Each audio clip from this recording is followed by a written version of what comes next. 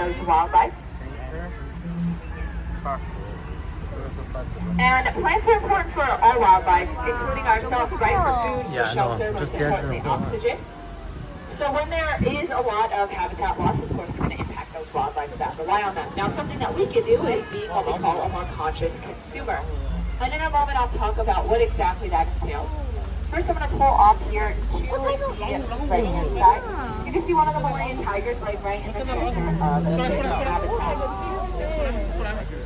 Now, Malayan tigers, surprisingly, are the second smallest species of tigers. So if you've been to the San Diego Zoo Safari Park, I'm going to see all the way over there. And they're a little bit on the cliff.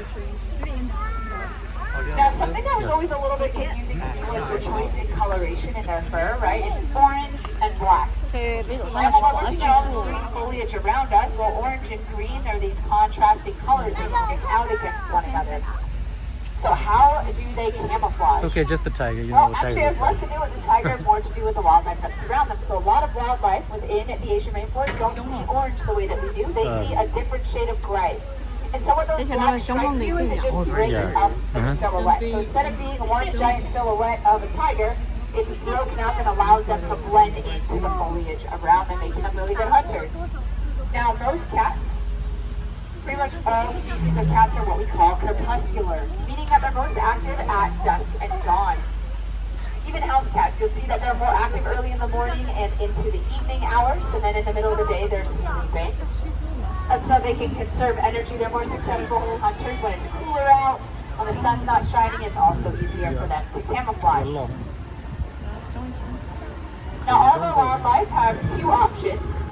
One is to be on habitat, like you just saw our Malayan tiger, or they can go to a space off habitat where we might not necessarily be able to see them.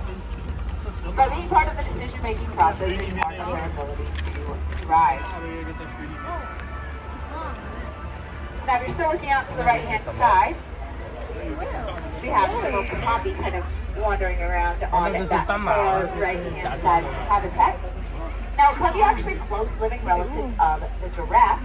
But if you're looking at the lower portion of their legs and the entirety of their hind legs there, right, you see these kind of zebra-like stripes. Now, they're not related to the zebra, but what those stripes are what we call follow markings. So, think of heading out somewhere that might be fairly busy. Maybe you wear something that's really brightly colored or heavily patterned. Maybe you have matching shirts or outfits for the whole family of your kids, right? Because it's easier to identify them. They stand out. So if for some reason you become separated, not only do you know who is in your party and you can identify them, but others around you can probably say, oh, that kid's probably with those parents' variety of species. Now, what exactly does it mean to be a more conscious consumer? Well, it means just be more aware of the things that we're purchasing on a regular basis. And three key ways that we can do that is, if you're a big coffee drinker, a lot of coffee grounds require for deforestation in order to plant those coffee grounds. There's something called shade-grown coffee where they don't cut those other plants down for coffee. You can also download apps that'll let you scan the QR or barcodes on your favorite snack food from the FSC or Forestry Stewardship Council. You'll find that on a lot of paper and wood products. As I've learned more about it, I've started to notice actually it me on things more and more often. Whether it be packaging of products that I'm buying, Amazon boxes will have those stamps at times. You can see it on, just download an app, just switch over to Shade Growth Coffee. But maybe it's not that accessible to everybody. Time and money are valuable resources, and if each of us just tell one other person with 8 billion people, right, everyone's bound to find out. So don't discredit the opportunity that you have of just talking to others and sharing information. Now, I'm going to pull off to the left-hand side here. See if we have an opportunity to see the polar bears who are part of the Ocean Conservation Hub. Now, they're part of the Oceans Conservation Hub because they are marine mammals heavily relying on ice, which is a form of water, in order to hunt. Now, due to climate change, those ice formations have become less and less reliable. So they're not forming as consistently, as frequently, and it's a lot harder for them to hunt seal, which is their primary source of nutrients. They create these kind of holes in the ice, and typically when a seal needs a breath, they will pop up through that hole, but the polar bears will wait there in order to catch them. Now, polar bears are really strong swimmers, So the fact that they're spending more time in the water isn't necessarily harmful to them, but it is a lot more energy because what are you going to do with it, right? But there's a lot of nutrients that seeps out into that surrounding water that you can then use to water your plants. Let it cool down and then water your plants inside or outside. It's a great way to conveniently be better for the environment, fit it into your day-to-day schedule. Really important to make innovative solutions. Find ways that fit for you and your family, ways that are fun, to be better for the planet. Share those with others.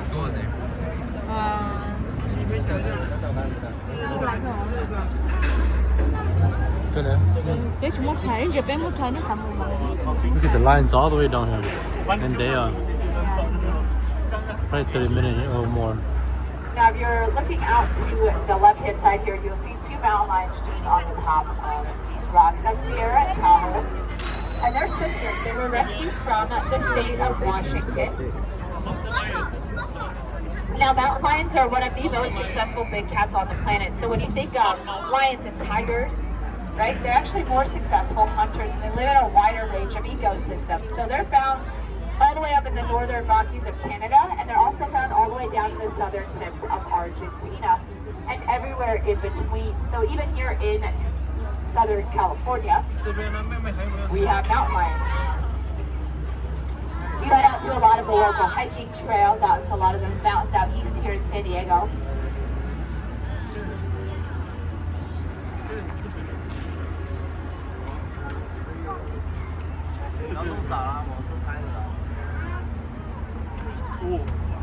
If you've gone for the pedestrian path, they have this kind of educational remake of the La Brea tar pits up in LA, but every species that's here in Africa Rocks is relative.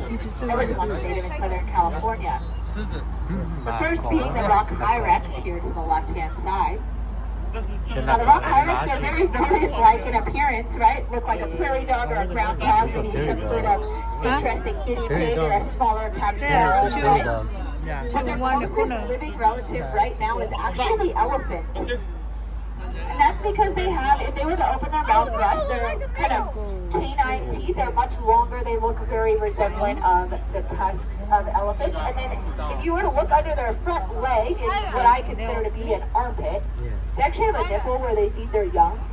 And the elephant, the rock hyrax, and the manatee all have those kind of similar physical characteristics. They're all classified within that same family. Now, note that they're the closest living relative, so they have much closer relatives than the elephant, but the elephant is the closest that's living today.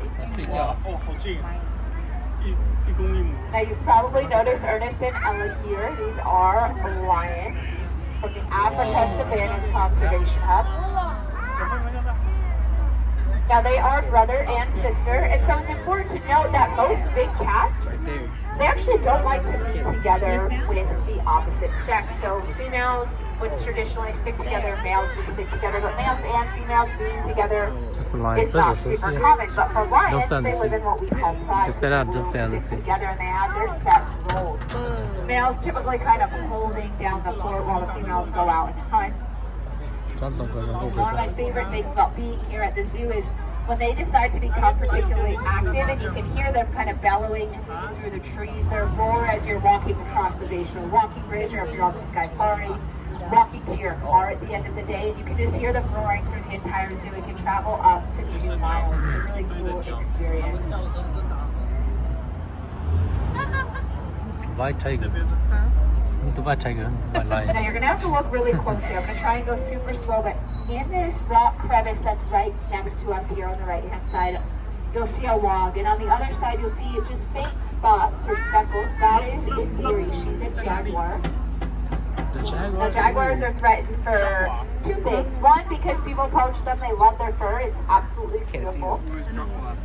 And then gem and mineral mining causes a lot of habitat loss and destruction for them. So next time you're out buying a nice piece of jewelry for yourself or for somebody else, right, always consider purchasing something that's lab grown. Unless I've got somebody who's a gem or a mineral expert here on this tour, then I will use my own words, but you cannot tell the difference with the naked eye. And you would save a lot of money. Sometimes looking at thousands of dollars in China. cost difference, money that you can put back in your China. own pocket to use for yourself, your friends, your family, 让日本 right? joking. But you're still making a good 多他们 decision 挣。 for the environment at the same time, and you made money essentially on that decision. So there are lots of ways that we can be good for the planet that are good. For the planet.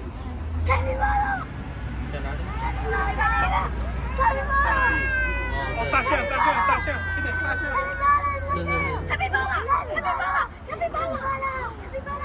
Now this part of the zoo is called Elephant Odyssey, and of course it is called 大象。 I'm going to continue to turn these forward. It looks like there's a care specialist inside of the habitat, and the elephants are just a little bit further forward. But I do want you to take 1 second to observe these kind of bottleneck tree-like structures that are all over throughout the habitat. You'll see lots of different blocks and spears that are hanging from it. These are forms of enrichment for the elephant. So care specialists will go in and put different food, sprays inside of them, and they'll use their trunk in order to retrieve it. Your mind is a muscle. Just like if you skip leg day at the gym constantly, right? You're not going to have good, strong leg muscles. If you're not using your brain on a regular basis, your brain's going to get weak. I think the best reference is math. Because when you're constantly doing math, it's easy to remember how to do it. And as soon as you stop, you forget it all. All forms of wildlife receive different forms of enrichment.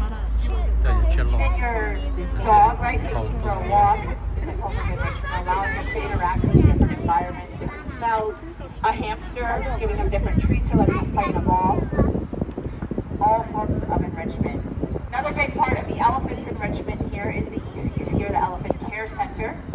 Looks a little bit daunting. There's what we call protected contact. So think of the jaguars, the bears, lions, tigers. The care specialists are never going to be inside of those habitats with those wildlife without a form of protection between them.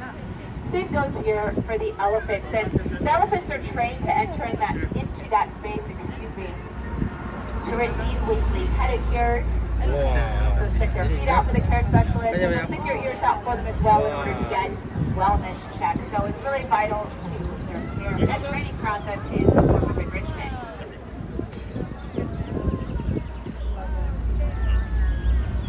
Now my favorite story surrounding the elephants that we have here at the zoo has to do with the Teddy Elephant Sanctuary all the way down in Kenya. Now elephant poaching became a really big problem in Kenya. Specifically because female elephants have these really beautiful tusks also, so they were not safe from poaching. And when poachers would poach those female elephants, sometimes it left for orphaned calves. And what happened to those calves? Well, they started the Teddy Elephant Sanctuary so they could take in those young and provide them a place to live, a place to thrive, provide them with nutrients. Now, because they didn't have female elephants, they needed to get nutrients elsewhere. So what did they do? Well, they came here to San Diego, studied the milk of our female elephants, and they were comparing vital and essential nutrients, trying to see is there another species of wildlife that we could supplement for elephant milk.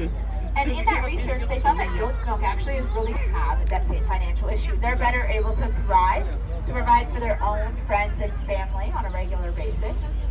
I like to think of it as a good reminder of karma, right? If we're considering the world around us, the people, the plants, the animals, when we're making decisions, we're being conscious about the way that we can impact the world around us.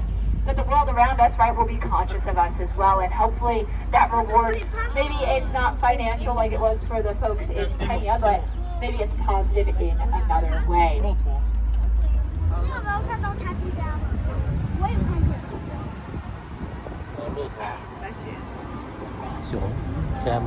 Camera. And the next species we'll hopefully have the opportunity to see is actually a local species. It's the California condor.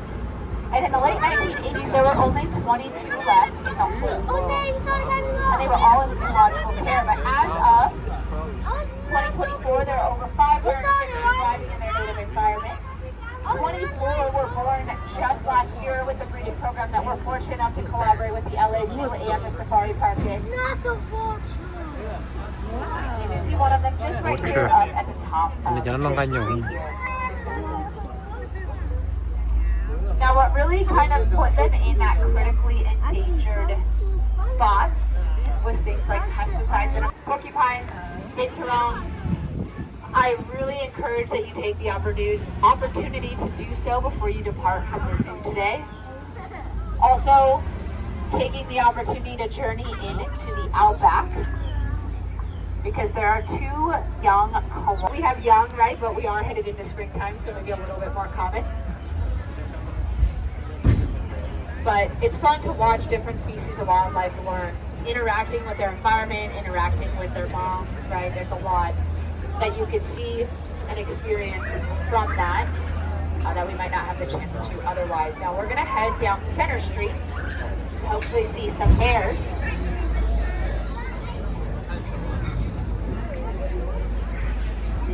Now the first species of bear that's going to be coming up on the right-hand side is the Andean bear. Now Andean bears are native to South America. Think Paddington Bear, right? That movie's based in Peru. Those bears spend a lot of time up in the trees. Very similar to this habitat that you see here. Now Andean bears typically eat these avocado-like fruits that hang high up in the treetops. They have to be really good climbers, so they are what we call arboreal, meaning that they're good at climbing in those trees. When they get up high enough in order to reach that fruit, sometimes that requires them to break down tree branches, and they'll use them to create their own forms of a platform within those trees.